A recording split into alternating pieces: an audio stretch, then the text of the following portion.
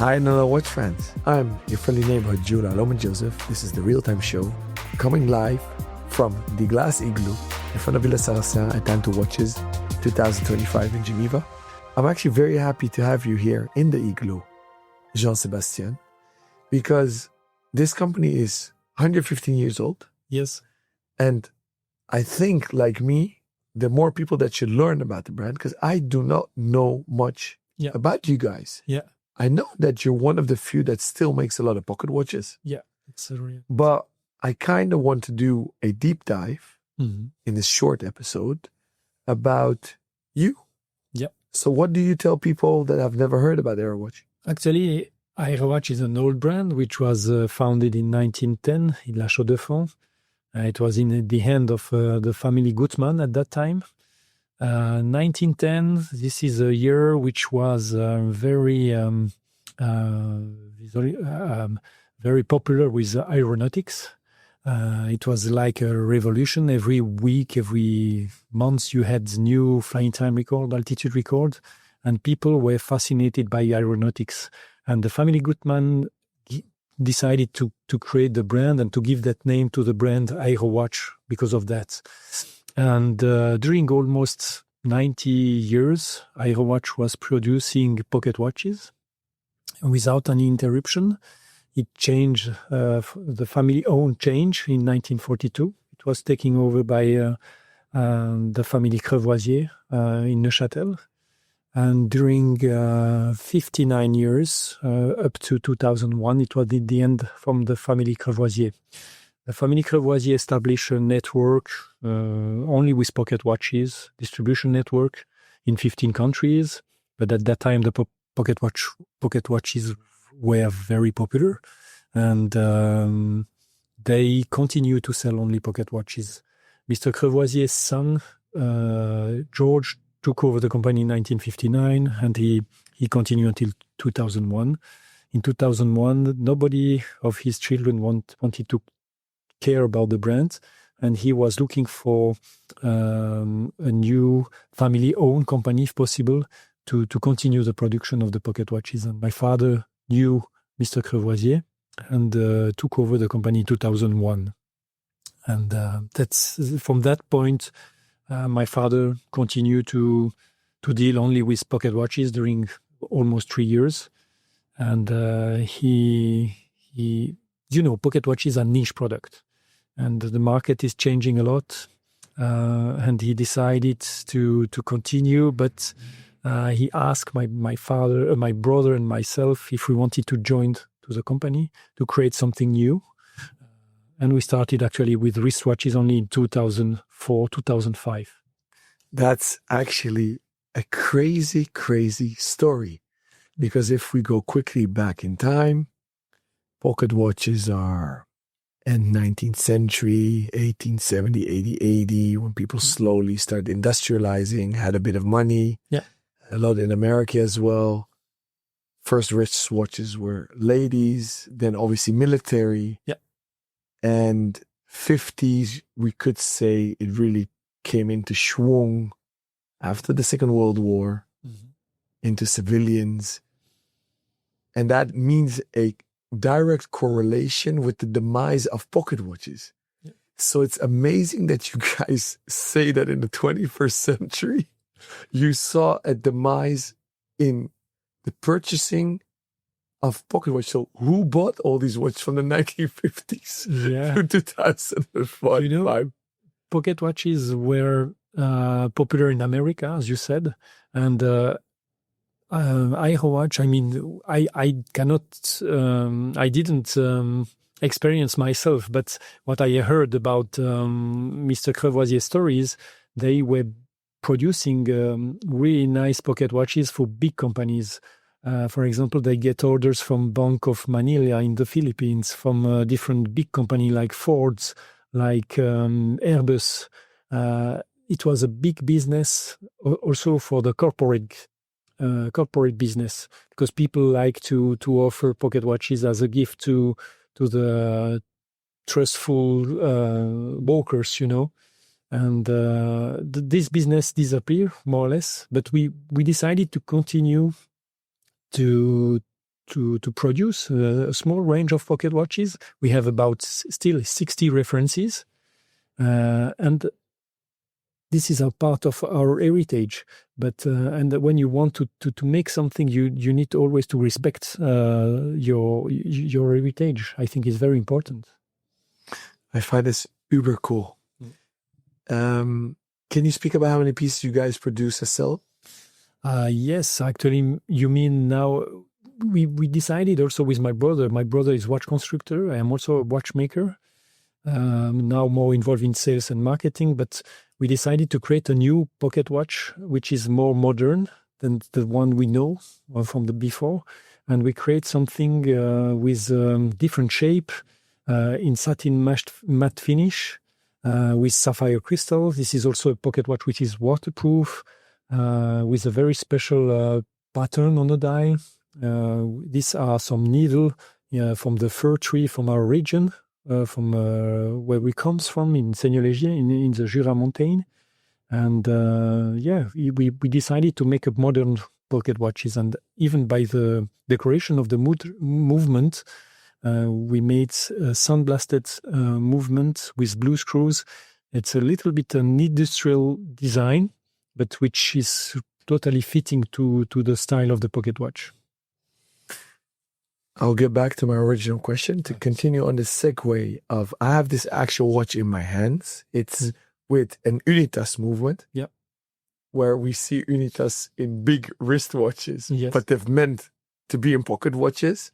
Yeah. So I'm very happy to have an Unitas in my hands without a chain. So it's basically, I would say, a pilot's watch. Mm-hmm. Satin finish, stainless steel. It's almost Art Deco-ish. Yeah. Eyelet where you can clip on your chain. Do you have a chain for this? Yes, we do. We have a chain which is also with a matte finish. I don't have it now here, but it's fitting perfectly to the style of the pocket watch. So what does this retail at? The retail price of this watch is about 1,500 Swiss francs. Ex-VAT? Yeah, yes. So in euros, you'll get to 1,900 in yes. VAT. Exactly. So almost $2,000. A little less. Yeah. I see last 5 years or more, even a resurgence in men wearing chains on their wallets and actual pocket watches. Yeah. And hipster is often used as sarcastic, but I don't mean that like that in this context. I guess that's a growth market for you again. Yeah. Going back to my previous question, how many watches does Aerowatch produce per year? We produce actually between 12 to 15,000. That's a lot. Yes, but pocket watches represent still only 10% probably of the... So 1,200 to 1,500? Yes. Okay, compliments. Yeah. So it's cool that people that are looking for a new one can still obtain one. Yeah. Is it still a corporate gift? No, not anymore. We don't work a lot with companies as before. Now there are more individualist people who are looking for pocket watches. We developed also some kind of quartz watches to young generation, also with stainless steel case, sapphire crystal to be a bit more robust. And there is a new not market but a new public audience for this kind of pocket watches. On the other hand, we have also some nice skeleton watches for pocket watches. And there is also a public who likes to be different, who likes, as you said, wearing the gilet with an elegant way to have a pocket watch. You know the Peaky Blinders. It's very popular in England, and there is a trend for chain with pocket gilet and the cap and everything. And I think, yes, maybe pocket watch are a little bit more popular now. You're the perfect man to ask a question I've been pondering about for more than a decade, and many more with me with the arrival of smartwatches. Do you think that mechanical wristwatches are doomed to have the same future as pocket watches, which was almost obsolete? Mm-hmm. Because with you, I know Tissot makes a few or used to. Mm-hmm. Longines had a 1, 2, 3. obviously Patek Philippe kept on going to preserve the matière d'art and more for enameling than I think making calibers. Are there many more that make pocket watches? Tissot has reduced drastically his range, I have noticed. There are few actors, but most of the pocket watches at the moment, unfortunately, they are coming from China with cheap movements. And we never start doing this way because we are a Swiss family company, independent, and we want to continue to offer, if possible, good quality pocket watches to affordable price. I don't think that wristwatches are going to disappear or to be obsolete because there are a lot of people looking for nice status, or not only status. There are a lot of people and the young generation who likes to have a nice watch and to be different than others. And there are many opportunities to create something interesting. So to refer back to my previous question, you are not scared that the coming 10, 15 years or longer, wrist watches, especially mechanical ones, have the same future as pocket watches? I don't think so. Because for me, the Swiss watches have a real value, and I think now we have to educate the young generation to the watchmaking horology, and if we can do that, I think people will love to continue to have a nice watch when they are maybe a bit older. We have different opportunity to communicate with them. We have such an event like the Time to Watch is perfect because you can enter in contact with end consumer, which is perfect. I really love the way of this fair because it's we are for the first time here, and it's a big difference for me to see people wearing our watches, being happy to enter in contact with you, asking questions, and I think. I see also a lot of young people coming to visiting the show, which is very positive. Thank you for that segue. You did that naturally because that was actually my next question. Why you joined as an exhibitor to Time to Watches and what you expect here. So besides seeing collectors and wearers, are you looking actively for agents, distributors and or retailers? Yes, and the very positive thing is that we have been to Mexico, to Hong Kong, to Munich several times, and after Baselworld disappeared, we were always looking for a place to be and to meet with our distributors and agents. And I think here in Geneva, of course, the proximity with the watches wonders attracts people, but we have seen our customers coming from Asia. We have seen people from the Middle East. We meet with end consumer, with collectors. There is a good variety, a good mix of people which are really interested in watches. And I think it's very, very positive. I'm happy to hear. And your task is marketing and sales. How important is the marketing aspect for you as a company to be here? Here, we are a family business company. We have not huge budget to spend, and I think such a fair is very important because you are physical. You have a physical presence, and it's very well organized. You have the possibility to have contact with the press people. We met several people from different parts of the world. I must say, it's a first participation, but we are very happy to be here, and I found the fair very well organized and very professional, and it's a nice discovery for us. Last night I spent with a big group of, they call themselves influencers, in the pub. Mm-hmm. Do you use them in your marketing mix? Not yet. I was always a little bit doubting about influencers, but I personally, I'm already too old. I am 48 years old. When I love something, I don't need I will never choose a watch because it was worn by somebody making publicity. I am more individualist, but I need to take in consideration this aspect. And I don't know if we will do this way, but there are bloggers, there are different ways to promote the brand, which I found personally more important or interesting. We are at the end of the interview, but I have to do an important task as a journalist. I want to make sure that our listeners do not think you only make pocket watches. I have a wristwatch in my hand. Yeah.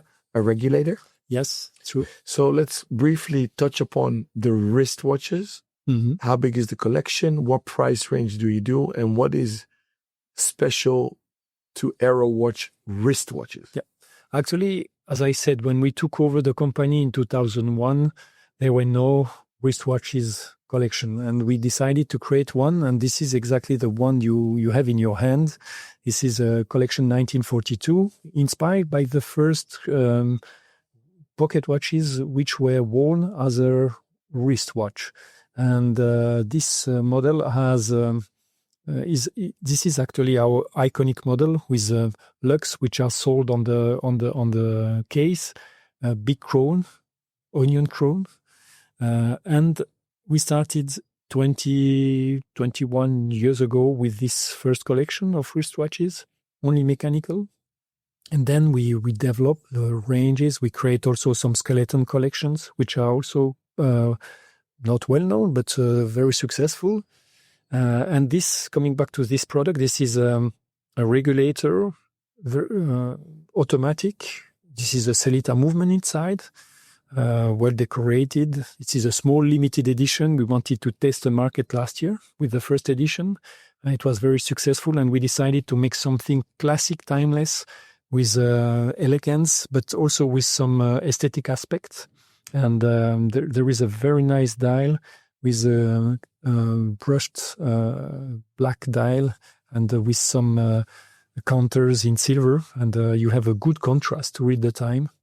And this is an iconic collection that we created 20 years ago, and it was important to us to present this watch to the show here, to show something also a little bit special and not for everybody.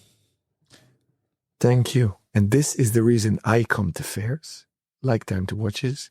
You can meet the makers, the independent entrepreneurs, the people behind the brand. I'm happy I discovered more about Aerowatch, and this is one of the reasons I'm doing this podcast, because I love this. If you want to discover more, check out their website. It's aerowatch.com. Thank you, Jean-Sébastien, for sitting down with me. Thank you very much, Alain. It was a pleasure being here. Thank you. Have a good fair. Thank you. So, Rom, Aerowatch was rather a surprise to me in a positive sense. It's a brand that I knew existed quite some time, and it actually exists since 1910. So imagine 115 years old, but not such a strong brand DNA in marketing sense. What surprised me was the quantity of pocket watches they still actually sell. Did you know the brand? And if you obviously heard of them, have you ever encountered them? And what's your opinion about the brand, Rob?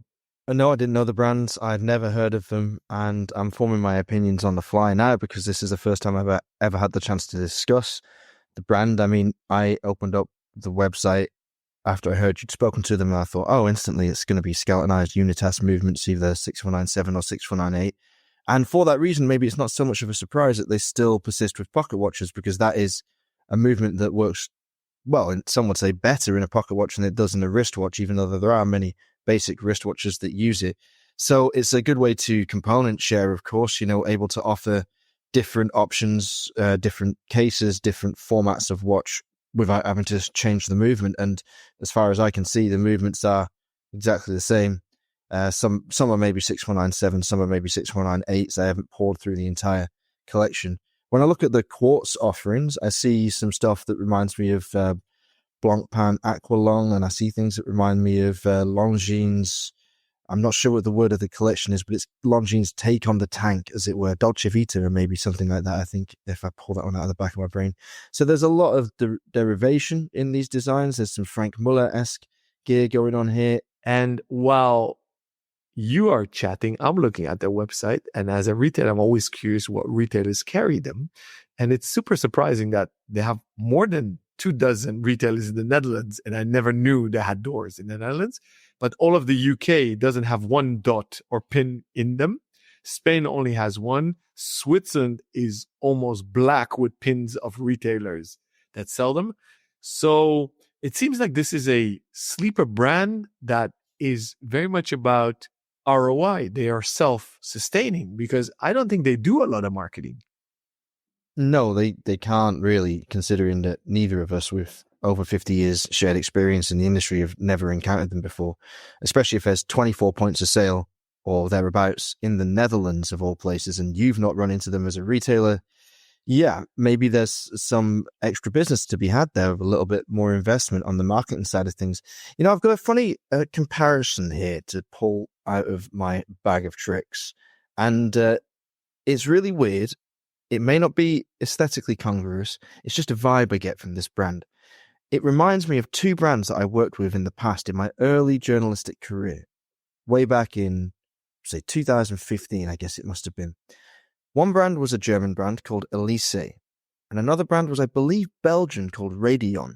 And that's spelled, well, Elise is spelled Elyssee, and Radion is spelled Raidillon. And what I found from these watches were their designs weren't so much consistent as in they were archetypes from around the industry that they'd plucked and said, okay, well, that's a regulator watch, we'll do one of those. That's a ladies' watch, we'll do one of those.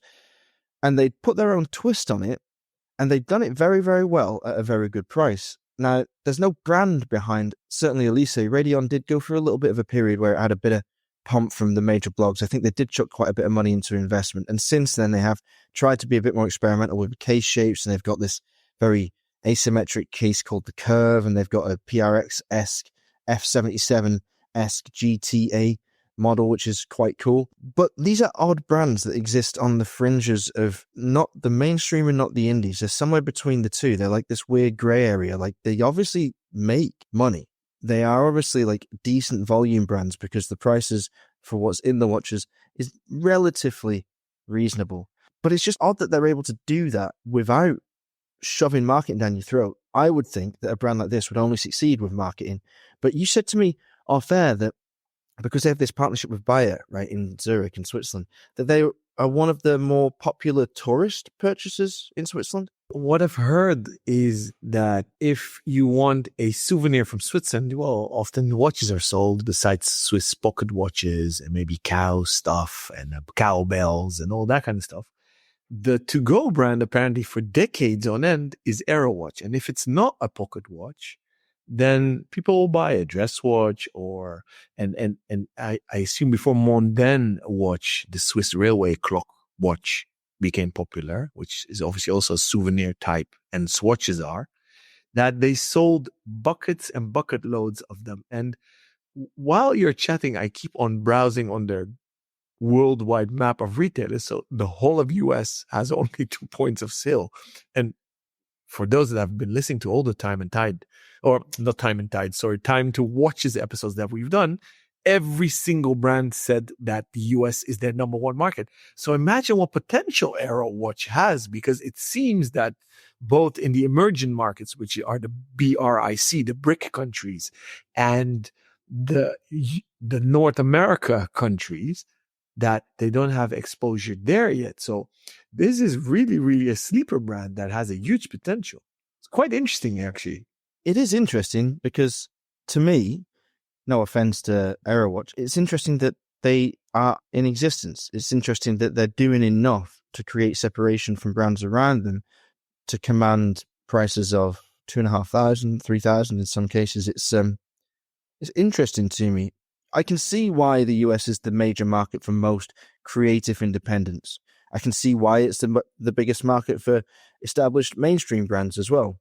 What I don't really get is why it would be a big market for something like this, other than the fact that there are a lot of people with a lot of money that are into watches, relatively speaking to the rest of the world.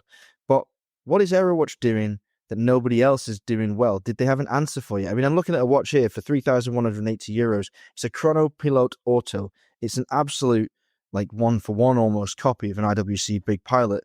I wouldn't spend 3,180 on that. I'd buy a Laco for either €300 or 1,500 and get a really fancy one. I feel you. I hear you. They did not really answer that. It's interesting to dissect this in a follow-up conversation, because this was obviously too short in the Igloo, and it was one of their first, or maybe the first podcast appearances also. So, but the thing that something is changing, because they obviously were present at Cantor Watches. So they were looking for more retailers, distributors, and obviously press coverage. I mean, to be fair to them, and I really mean this sincerely, if they have survived this far and they have prospered this far with what they've got, then there obviously is a market for it. And I could well imagine it being in like department stores in the US, like Borsheim's, for example. I could see it just alongside like 100 other brands and just being absolutely at home there and picking up a lot of interest by people walking past. I mean, there's a couple of models that are, this is a weird way to describe it, I'd say almost accidentally attractive. You know, I'm sure that when the designers of these watches look at them all, they find it tough to pick their favorite, as every designer says, oh, every watch is my baby. It's like choosing between your children. But there's one here, this Regular Tour limited edition, 1942, €1,990 on a leather strap. That is just, it's a very, very handsome watch. Like, it's very, very smart. Everything's come together very well. It's very simple, but it's, you know, got a bit of a Chrono Swiss, bit of a Blancpain Aqualung, bit of a, old school Louis Erard Regular Tour look to it. But somehow, to me, that's an attractive watch. Like, that looks $1 million in comparison to a lot of the other stuff in the collection. And I could well imagine that somebody else would look at this entire collection and pick out another model that spoke to them similarly as this one does to me, and they would sell. Obviously, they do sell. So congratulations to Aerowatch. Let's get them on for a full episode and warn them ahead of time that I'm going to ask some quite pointed questions about how you sell this amount of stuff, derivative as it is, which I'm sure they wouldn't bother denying, without marketing. So yeah, let's do it.